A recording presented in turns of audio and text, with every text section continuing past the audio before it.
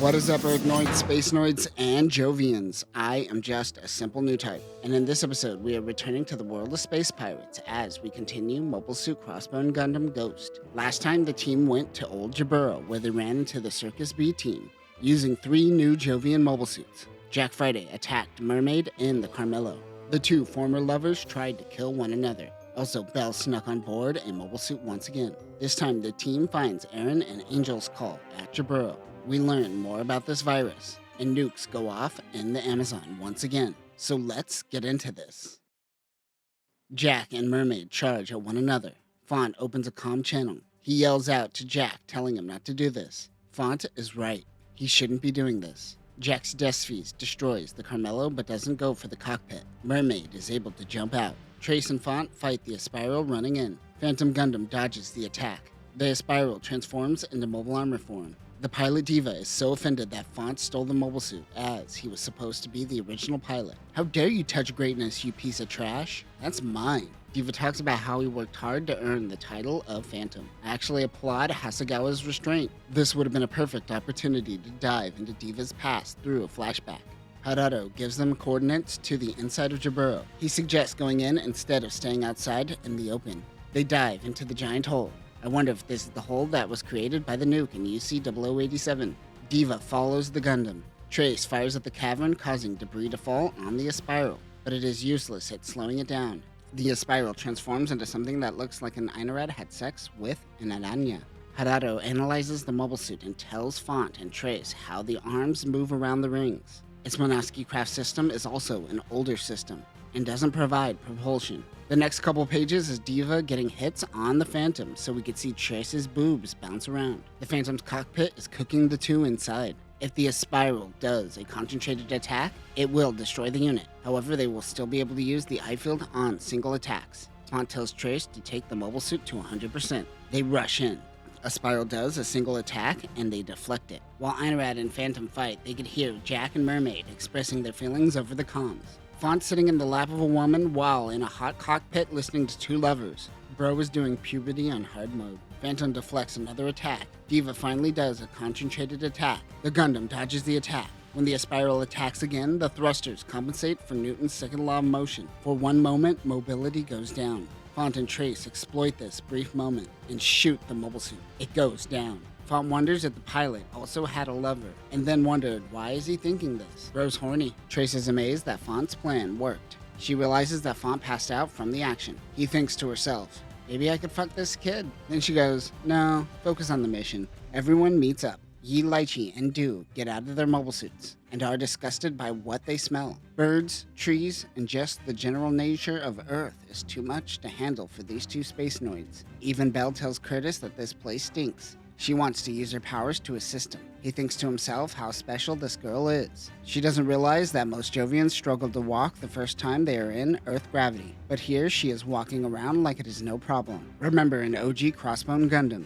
when her mother Tetaneth went to Earth for the first time, she couldn't stand for a few days. He doesn't exactly say yes, but it seems she is going to be piloting with Curtis, so she doesn't have to be a stowaway anymore. Mermaid gets out of her mobile suit and tries to stab Jack. He smacks the knife out of her hand, and she proceeds to cry. She wants him to kill her because she will always seek vengeance for him killing her brother. She wonders why he didn't kill her. He simply says his client didn't want him to. He asks if she wants to leave with him together, but she shakes her head no. He takes off his mask and kisses her. Jack says he is glad he didn't kill her, and to not show up in front of him again. Jack Friday out. Kisses the girl instead of killing her, takes off, and doesn't explain a damn thing. Jack Friday is such a mystery. Somewhere within the flooded caverns of the Papillion, Aaron Schneider meets with Kizo, who seems to hate the work of Quo Grey. Kizo invites himself to the party even though he isn't wanted. He is piloting a Birkenau.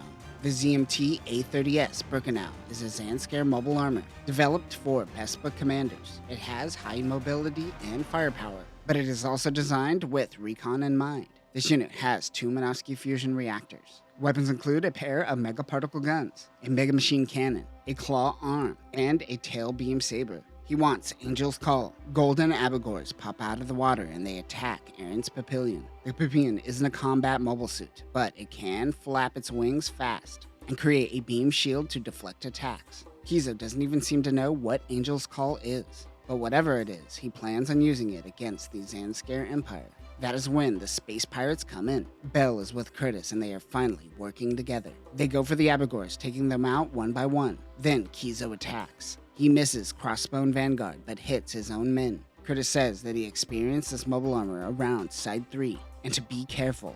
He also wonders why the Papian doesn't leave. What is he planning? That is when the Papian is hit. Aaron sends an encrypted message to Font. He says by the time he hears this, he has activated his plan to wipe the Papian and Angel's Call off this planet. A shell round hits the Phantom's cockpit and shrapnel hits Triss. This is what happens when you rely too much on your eye field. She can't use her left arm. Font has to take the controls. He uses Harada to help him pilot. Phantom's light is good to use again. Aaron sends a broadcast to everyone. He says that his ship is already infected, which is why he is wearing a mask inside of his mask. 2 Zanskar soldiers enter into his ship. They have their visors open. 46 seconds later, the 2 soldiers convulse on the ground before turning into sludge. He tells Curtis to cut his camera feed so Bell doesn't see. This is the first time seeing the virus in action, and they're freaked out. Well, except for Curtis. Kizo timed it, and he takes note that it only took 46 seconds to sludgify. He says, man, that's so much better than the guillotine. The Papian begins moving, and he cuts off the comms to everyone except Font. He says he set this plan in motion 10 years ago. He has been working with Zanskar with the intentions of unleashing a controlled outbreak on Earth. In order to control the outbreak, they need to create a vaccine. However, he couldn't make it happen. Zanskar realized that he couldn't make it happen, so they stopped working together. Aaron tried desperate measures, and in the process, he got himself infected, which is why he is double masking like an OCD person during COVID. One mask provides oxygen, and the other is essentially a back-to-tank suit. He's a pickled human. It slows down the sludgification, but it doesn't stop it. It can be killed by exposing Angel's Call to 2,000 degrees Celsius for 60 seconds. Besides insane heats, this thing can survive almost in all environments. Aaron wanted to merely destroy Earth in order to control it, for his own personal gains. But this will not only kill off all Earthnoids. Any future space noids that visit Earth can contract this and carry it to their home planet/colony, destroying yet another civilization. This is a cosmic catastrophe, and Aaron isn't that evil. He's cool with one world, but the universe, nah. He's going to destroy it. Trace tells Font to activate the Wings of Light, but he says no. They have to wait for the right moment, or it will be for nothing. They need to focus on using the eye field to deflect beam attacks. Underneath the water is a graveyard of mobile suits, remnants of what remains of the Grips conflict. Plenty of nuclear reactors to set off and vaporize the Papillon. They need to get to a safe distance, or they might be vaporized as well. Curtis's vision is getting blurry. He realizes that Bell is in shock. They are still fighting the Birkenau. Quo Grey contacts Kizo and informs them that the Zanskar has abandoned Angel's Call, and a nuke is heading their way. But he says there is a compartment on the Papian that isn't infected, and they could use that to extract Angel's Call and Aaron. The Birkenau uses its claw beam saber to punch a hole in the butterfly ship. As Kizo flees, Font activates the Wings of Light. Curtis throws the Kikaju Peacock Smasher towards Font. He does a little smashing on the Birkenau. In low Earth orbit, a nuke enters into Earth's atmosphere. They destroy Kizo's ship, but he ejects in an escape pod. Curtis tries to grab the pod, but the Bailarina comes rushing in. They make their escape. Font wants to chase them, but they have to run fast, as the nuke is coming in 15 seconds. They speed away on their nozzles as the nuke goes off in the background. The keel of the nozzles can handle atmospheric re-entry. They lift the subflight systems and use them like shields against the nuclear blast. Trace can't take it anymore. She takes off Font's helmet and kisses him. The nuke destroys all the wildlife in the area. Jack realizes, shit, I don't think Mermaid could have made it out of there alive. Luckily, she was saved by Ronald McDaniels and the Lalo. That's not his real last name, but I like to think it is. Also, how did 2 people fit in this small-ass mobile suit? She seems to be mad, as though she wanted to die in the nuke explosion. She tells Ronald to kill Jack Friday, and he could have her body. What? Kizo knows the circus is working with Aaron as well.